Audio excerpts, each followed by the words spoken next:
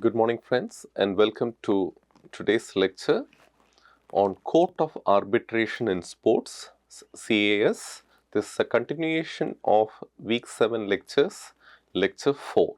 I'm Professor Dobson Dominic, a sports medicine specialist. In Week 7 lectures, we looked into doping control the way ahead. We also looked into the main strategy adopted by WADA, that is Athlete Biological Passport. In previous lecture, we looked into the newer form of gene doping. In today's lecture, we are going to look into the legal implications of doping, the court of arbitration in sports. So, athletes need to be aware that there is legal implications if they adopt doping. So, in this lecture, we are going to look into the court of arbitration in sports, the history behind its origin and development, the structure of court of arbitration in sports, what a strict liability principle which is very important for the athlete. We look into some exceptions like physician fault and Article 10.5. We'll end and conclude with some of the controversies in court of arbitration for sports. So, to look into the history, Court of Arbitration of Sports was found by International Olympic Committee in 1984. It has its headquarters situated in Lausanne, Switzerland, and it is an independent institution which is found to resolve legal disputes in the field of sport. It is often referred as a Supreme Court of Sport because from there is no more arbitrations or any further legal remedies possible for athletes. So, if you look into the structure of Court of Arbitration of Sports, what is the organizational setup? It is headed by a president who oversees all the operations. It has a group pool of arbitrators who are basically independent experts and subject experts in sports laws, pretty much sports lawyers.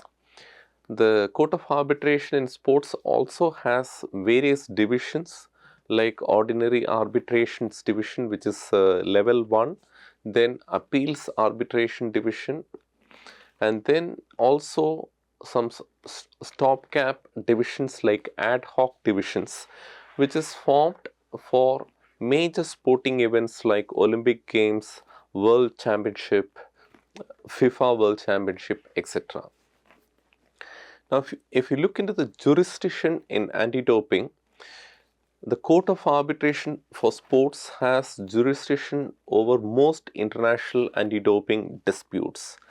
These include cases involving athletes, sporting organizations, and anti-doping agencies. The Court of Arbitration in Sports hears cases on first instance or on appeal from decisions made by national anti-doping organizations and international sports federations. As he said, it is basically a Supreme Court and it's often the final level of appeal, making its decisions binding and enforceable. Now, what is the arbitration process at Court of Arbitration for Sports? There are 4 important steps. It starts with the athlete or the concerned party, whether it can be an organization or an association, filing an appeal to a WADA decision, and it submits a statement of appeal to Court of Arbitration for Sports. So, filing of claim is the first step. Then the CAS or Court of Arbitration of Sport, they constitute a panel. A panel of experts is formed. Arbitrators are selected to form a panel based on the expertise and impartiality. Then subsequently hearing happens just like in any constitutional courts. So, this panel conducts a thorough hearing where both the parties are given opportunities. They are present at the hearing. All the evidence are submitted. Witness testimonies are got, and both the side arguments are heard.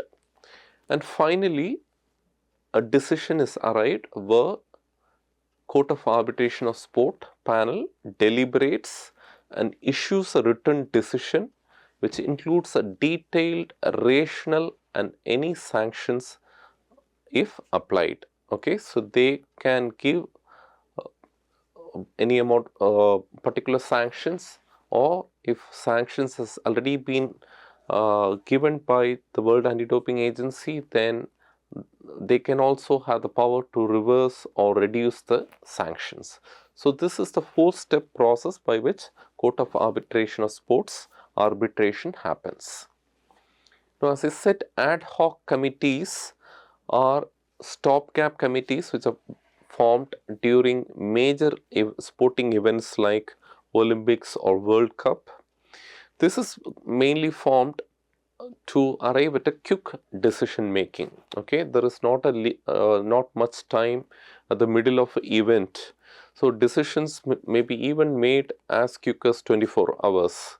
So suppose the athlete's A sample tests positive, he goes for testing of B sample, that also tests positive, and then the International Olympic Committee and WADA bans the athlete.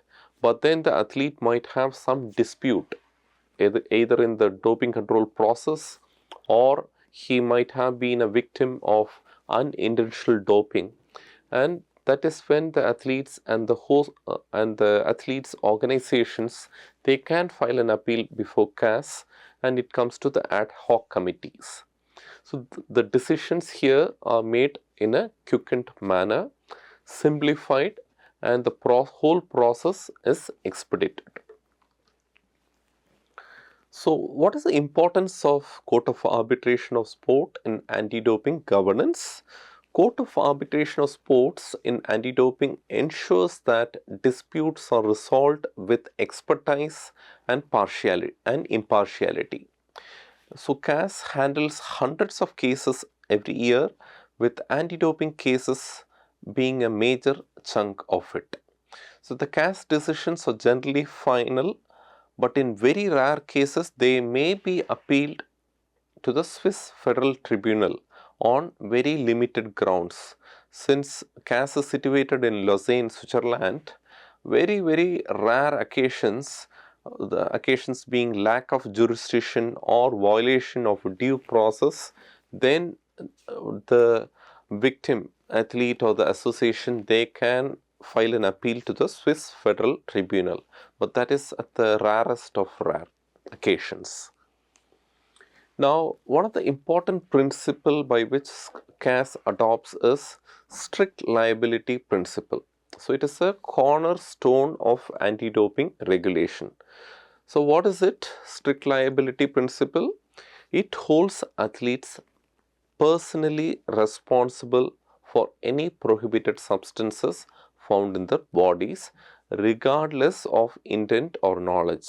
So the athlete cannot escape saying that he was not aware that this medicine is there, this medicine or this substance is there in the prohibited list, nor he can say he is not having any knowledge of who gave the medication. So that any medication or substance or even supplements the athlete takes, the athlete is solely responsible.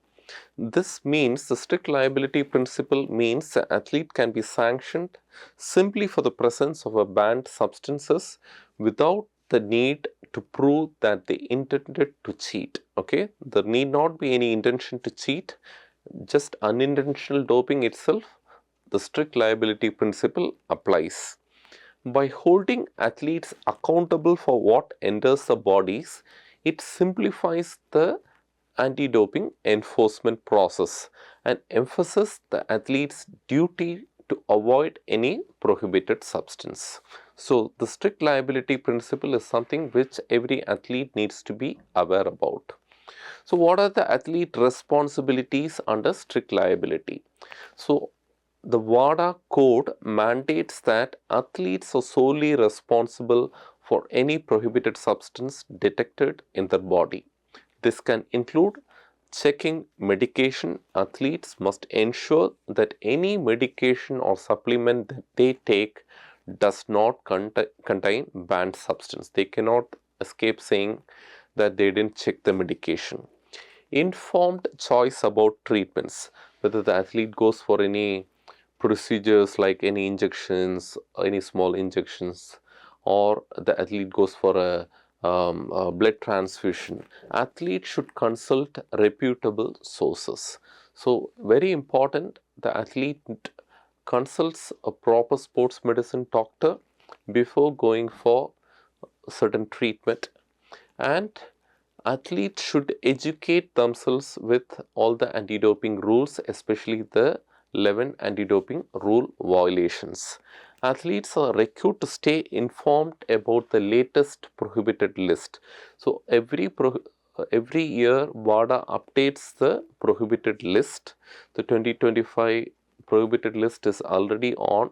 You can all see it in the WADA website.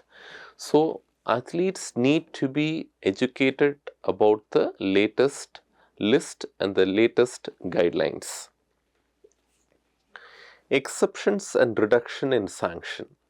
Although the strict liability applies, WADA code allows for reduced sanction if an athlete can demonstrate no significant fault or negligence or fault or negligence. No significant fault or negligence means in very rare cases, if the athlete can prove that they were completely unaware and could not reasonably have known about the prohibited substance, they may avoid sanctions. One of the controversy faced by the strict liability principle is it is being very harsh on the athletes who have underwent unintentional doping or unintentional ingestion. However, this approach is necessary for a fair and effective anti-doping. One exception for this can be physician error. In cases where athlete can prove that he got the medicine from a physician and that physician didn't have any knowledge about the prohibited status, still the athlete is liable, but the sanction can be reduced a little bit. So you need to understand what is physician fault, which falls under Article 10.5. So overview of Article 10.5 is clearly stated in the World Anti-Doping Code. The Article 10.5 addresses circumstances under which an athlete may receive a reduced sanction if they can prove that they bore no fault or negligence or no significant fault or negligence in an anti-doping rule violation. This article is crucial when the athlete attributes the positive test to the actions or mistakes of a physician or other medical personnel. Suppose an athlete is given a medicine by a physician who is not aware about the WADA's banned substances list, then the athlete tests positive and he or she is sanctioned, then the athlete can appeal towards Court of Arbitration for Sport, and then it comes under Article 10.5, where even though he or she is liable for prosecution, the sanctions might be lessened or reduced a bit. So the WADA code of Article 10.5 clearly states that it narrowly emphasized that a reduced sanction should be granted only in truly exceptional cases. Why truly exceptional cases? This reduces the chances to prevent athletes from using physician error as a loophole to avoid sanction. Elite athletes can always say that they ingested this banned substances from a physician error. So this WADA code of Article 10.5 will be used only in the rarest exceptional case. As established in case law, an athlete's reliance on a physician is not enough to automatically escape a responsibility under strict liability. Anti-doping governance. While Article 10.5 provides an avenue for reduced sanctions, It underscores the needs for athletes to remain vigilant. This approach reinforces the importance of education for athletes on how to safeguard against unintentional doping violation.